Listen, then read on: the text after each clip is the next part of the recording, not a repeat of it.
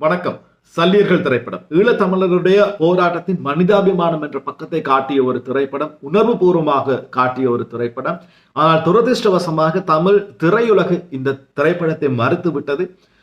தியேட்டர்ஸை இந்த திரைப்படத்திற்கு வழங்கவில்லை. தமிழ் சினிமாவில் எத்தனையோ வன்முறை நிறைந்த திரைப்படங்களுக்கு பக்கம் பக்கமாக விமர்சனம் சொல்லும் எந்த விமர்சகர்களும் இந்த திரைப்படத்திற்கு இல்லை. தரமான சம்பவம் என்று விவரிக்கக்கூடிய ரசிகர்கள் இந்த படத்திற்கு இல்லை. ஆனால் இந்த படத்தை பார்த்துவிட்டு ஒரு இலங்கை தமிழனாக என்னால் கடந்து செல்ல முடியாமல் இருக்கின்றது. இந்த திரைப்படத்தை பார்த்த மறுகணமே இந்த வீடியோவை உங்களோட நான் பதிவிடுகின்றேன். காரணம் என்னவென்று சொன்னால், எந்த ஒரு ஸ்கிரிப்டும் இங்கே தயார் செய்யப்படவில்லை, எழுதப்படவும் இல்லை.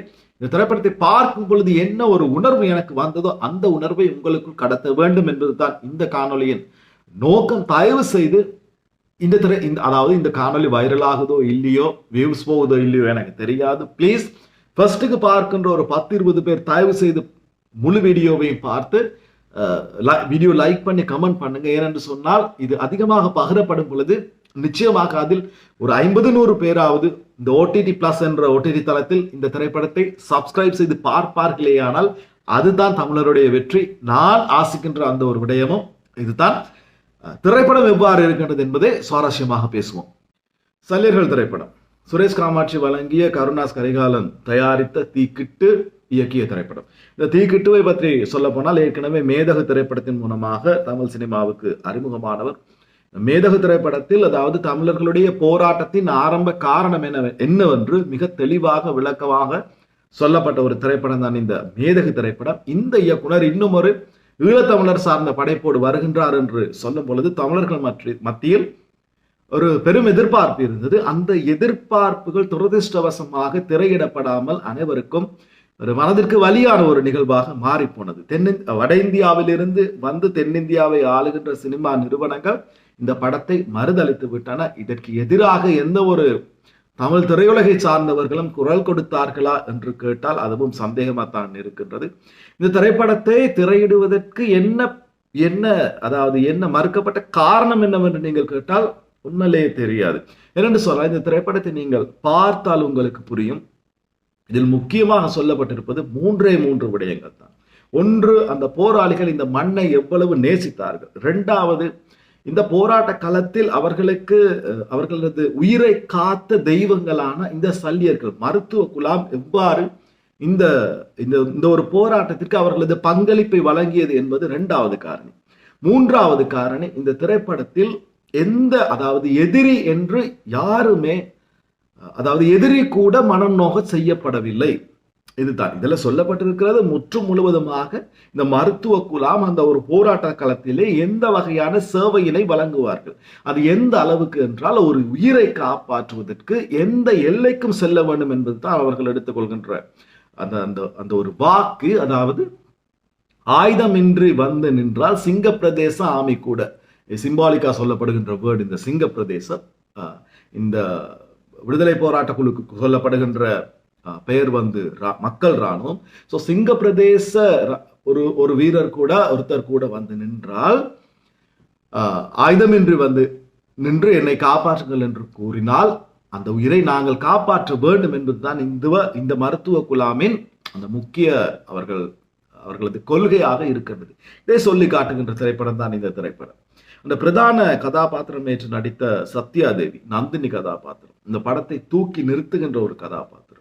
கருணாஸ் ஒரு காட்சிக்கு வந்து சென்றாலும் மனதில் நின்று போகின்ற ஒரு காட்சி அவருக்கு வழங்கப்பட்டிருக்கின்றது. அதே நேரம் ஒரு ஒரு மிதமான ஒரு லவ் ஸ்டோரி, ஒரு காதல் கதை இருக்கின்றது. அந்த காதல் கதையை என்னவென்று சொன்னால் மாறன் மலர், இந்த மாறனுக்கும் மலருக்கும் இருக்கின்ற காதல் கதை எவ்வாறு சொல்லப்பட்டிருக்கின்றது என்று சொன்னால், இந்த மண்ணின் மீது உள்ள காதலை விட நானும் நீயும் கொள்கின்ற காதல் நத்திங், ஒன்றுமே இல்லை. அதுதான் உன்னோடு நான் கொண்ட காதல் என் மனது இருக்கும் வரை, இந்த மண் மீது நான் கொண்ட காதல் உன் உயிர் இருக்கும் வரை. இந்த வரிகளுக்கு சொந்தக்காரர் கவிப்பேரரசு வைரமுத்து. இந்த படத்திற்கு மிகப்பெரிய பலமாக அமைந்ததே இந்த கவிப்பேரரசு வைரமுத்து வரிகள் என்பது தான். வரிகள் ஒவ்வொன்றும், வார்த்தைகள் ஒவ்வொன்றும் உணர்வு பூர்வமாக இருக்கின்றன. தமிழ் படைப்பாளிகள், தமிழ் ரசிகர்கள் இதை அந்த உண்மையில் திரையிட்டிருந்தால் நிச்சயமாக கொண்டாடி இருப்பார்கள். வார்த்தைகள், இசை கருணாஸின் மகன் கென் கருணாஸ் மற்றும் ஈஸ்வர். பின்னணி இசையாக இருக்கட்டும் மிக அருமையாக இருக்கின்றது. கேட்பதற்கு அந்த போராட்ட காலத்திற்குள் நிலவுகின்ற அந்த பதட்டமான சூழலுக்கும் அந்த போராட்டத்தின் பின் அந்த ஒரு யுத்தத்தின் பின் நிலவுகின்ற அமைதிக்கும் எங்களை கொண்டு செல்கின்றது. இந்த நந்தினி கதாபாத்திரத்தை எடுத்துக்கொண்டால் கருணாஸின் மகள் இந்த போராட்ட குழுவுக்கு உதவி செய்வதற்காக ஒரு இரத்த சேகரிப்பு முகாம் நடத்தப்படுகின்றது. இது அந்த சிங்க பிரதேச ஆர்மி, அதாவது ஸ்ரீலங்கன் ஆர்மிக்கு தெரிய வருகின்றது. அவர்கள் இந்த நந்தினியினுடைய அப்பா கருணாஸ், அம்மா மற்றும் அண்ணனை சுட்டு கொன்றுவிட்டு எடுத்து செல்கின்றார்கள், கொண்டு சென்று வருகின்றார்கள். அந்த இரத்த சேகரிக்கப்பட்ட பைகள் அனைத்தும் தரையில் போட்டு மிதிக்கப்படுகின்றன. ஸோ அந்த இடத்தில் இந்த நந்தினி கேரக்டர் வெளிப்படுத்துகின்ற அந்த உணர்வு எப்படி இருக்கும் என்று சொன்னால், தன்னுடைய தாய், தந்தை, சகோதரன் இறந்த அந்த வலியை விட அந்த போராட்ட குழுவுக்கு சேகரிக்கப்பட்ட ரத்தம் வீணாய் போனதே என்ற ஒரு உணர்வு தான் நந்தினியால் காட்டப்பட்டிருக்கும். மிக அருமையான ஒரு நடிகை சத்யாதேவி. அந்த சத்யாதேவி இந்த சம்பவம் நடக்கும் பொழுது, அதாவது ஸ்ரீலங்கன் அந்த கல்வி முறையில் A level படிக்கின்ற ஒரு மாணவி, ஸோ மெடிக்கல் எதிர்பார்த்து படிக்கின்ற ஒரு மாணவி. ஸோ அந்த இடத்திலையும் இந்த போராட்டத்தின் ஆரம்ப காரணம் ஒன்று சொல்லப்படுகின்றது. சிங்க பிரதேச மாணவனாக இருந்தால் அவனுக்கு 70% பாஸ் பண்ணி விடலாம், மெடிக்கல் செலக்ட் ஆகிடுவான். நாங்கள் 90% எடுத்தாகணுமே என்ற ஒரு உரையாடல் கூட இந்த படத்தில் இருக்கின்றது. ஸோ இந்த நந்தினிக்கு மெடிக்கல் ஃபேக்கல்ட்டி கிடைக்கின்றது. தாய் தந்தை இறந்து விடுகின்றார்கள். அந்த நந்தினியுடைய சித்தப்பா டெட்டஸ்கோப்பை கையில் கொடுத்து கூறுவார், தம்பிதான் போராட்டம் அப்படி என்று குடும்பத்தை இழந்து விட்டான், நீயாவது படித்து டாக்டராகி வெளிநாட்டுக்கு போ. இந்த கதையை கேட்டுவிட்டு டெட்டஸ்கோப்பை வேண்டிக் கொண்டு உள்ளுக்கு வருகின்ற நந்தினி கண்ணாடியை பார்த்து அந்த அதாவது பெண் போராளிகள் எவ்வாறு அந்த தலைமுடியை உயர்த்தி கட்டுவார்களோ அதே போன்று கட்டிக்கொண்டு அந்த டெட்டஸ்கோப்பை தோளில் மாட்டிக்கொண்டு தன்னை பார்த்து கொள்வார். நான் படித்தது என்னுடைய மண்ணுக்காகத்தான் என்பது தெளிவாக இந்த கேரக்டர் மூலமாக சொல்லப்படும். இதில் மிக மிக முக்கியமாக என்னை கவர்ந்த ஒரு விஷயம் என்னவென்று சொன்னால், இங்கு காட்டப்பட்ட எதிரிக்கும் அன்பு காட்டுகின்ற அந்த ஒரு விடயம் என்று சொன்னால், இந்த மருத்துவர்கள், அதாவது பிரதான ஒரு வைத்தியசாலை இருக்கின்றது, அது தவிர்ந்த பங்கர்ஸ்கள் தான் இருக்கிறது. இந்த பங்கர்களுக்குள் இந்த மருத்துவர்கள் ஒருத்தரோ அல்லது இருவரோ இருக்கின்றார்கள்.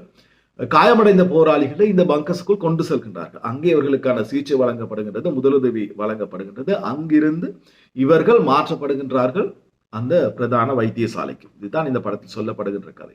ஸோ அந்த இடத்திலே ஒரு இராணுவ வீரர் குற்றுயிராக கொண்டு வரப்படுகின்றார். அந்த நேரத்தில் தான் இந்த பங்கர்ஸ்களை அழித்து ஒழிப்பதற்காக, அதாவது இலங்கையின் விமானப்படை தாக்குதலை தொடுக்கின்றது. இந்த ஒரு இடத்திலே பதியப்படுகின்ற ஒரு வசனம் இருக்கின்றது, என்னை மிகவும் கவர்ந்திருந்தது. ஜஸ்ட் ட்ராப் த பாம்ஸ், குண்டுகளை ஜஸ்ட் ட்ராப். ஏனென்றால் உயிரின் மீது பயம் ஏற்பட வேண்டும் என்றால் உயிரை காப்பாற்றுபவர்களை நாங்கள் அழிக்க வேண்டும். இதுதான் அதாவது இராணுவம் நினைக்கின்ற பக்கம்.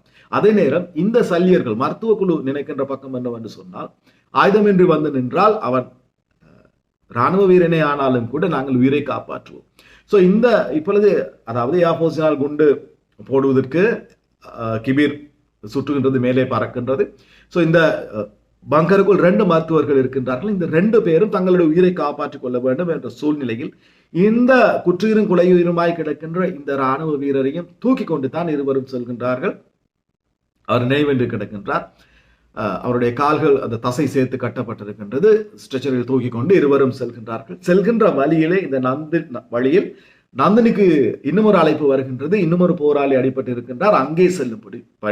ஸோ இந்த செம்பியன் என்ற டாக்டர், அந்த கேரக்டர்வானவர் அந்த இராணுவ வீரரை தோளிலே சுமந்து கொண்டு செல்கின்றார். செல்லும் பொழுது அந்த இராணுவ வீரருக்கு லைட்டாக நினைவு வருகின்றது. நினைவு வரும் பொழுது அவர் 2 போராளிகளை எவ்வாறு கொன்றார் என்பது அவர் நினைத்து பார்க்கின்றார். இங்கே அந்த போராளி ஒருவர் தன்னுடைய உயிரை காப்பாற்றுவதற்காக இவ்வளவு சிரத்தை எடுத்துக் கொள்கின்றார் என்பது மிக அழகாக அவர் நினைக்கின்ற அந்த காட்சியின் மூலமாக எங்களுக்கு உணர்ந்து கொள்ளக்கூடியதாக இருக்கின்றது.